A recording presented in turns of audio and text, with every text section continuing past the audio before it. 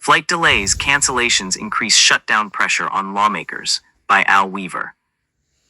Alarm bells are going off for lawmakers after some of the nation's busiest airports experienced scores of delays over the weekend due to air traffic control staffing shortages as the government shutdown prepares to enter its fourth week.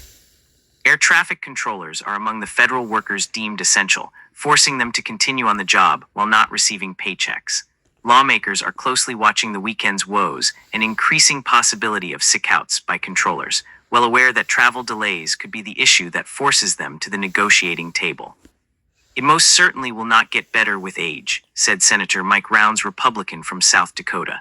The longer the shutdown goes on, the more people are going to be frustrated, and we have got people that are going without paychecks. They most certainly are not going to get happier. You're going to find more of them trying to find a way to express their frustration, even though that they know that there are real implications to calling in sick and slowing things down, Rounds said. And I get it. Unlike other parts of the federal workforce, air traffic controllers could have a say in ending the 3-week-long shutdown, but at a major cost. Travel delays are among the shutdown effects felt most directly by average Americans, and the absence of fewer than a dozen controllers helped force the government to reopen in 2019 as it prompted a ground stoppage of flights at LaGuardia Airport in New York. Air traffic controllers had a pretty powerful punch, Senate Minority Whip Dick Durbin, Democrat from Illinois, said of those actions. The Federal Aviation Administration said on Monday that there were increased staffing shortages across the system the day prior, which caused delays at airports in Atlanta, Chicago, Dallas, and Newark, New Jersey. According to FlightAware, there were 19,000 flights that were delayed between Saturday and Monday, with Sunday marking the high mark at nearly 8,000 delays. There were also 1,600 flight cancellations during that span.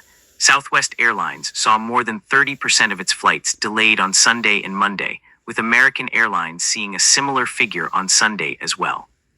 Overall, 13,000 air traffic controllers and 50,000 Transportation Security Administration officers are working without pay this month.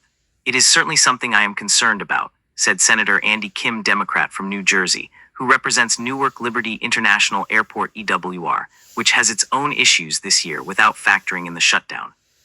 We already have low staffing, so this is something I have been worried about writ large. We see how devastating those disruptions can be on a number of fronts, which is why I am frustrated. Transportation Secretary Sean Duffy acknowledged on Monday morning that more of these issues could be coming down the tracks. I hope we do not see more disruptions, but as this gets closer to payday, I think you could see more of that through the airspace, Duffy told Fox News. This is not the first sign of trouble since the start of the shutdown. More than 23,000 delays were reported between October 6th and 10th, many of which also stemmed from air traffic controller tumult.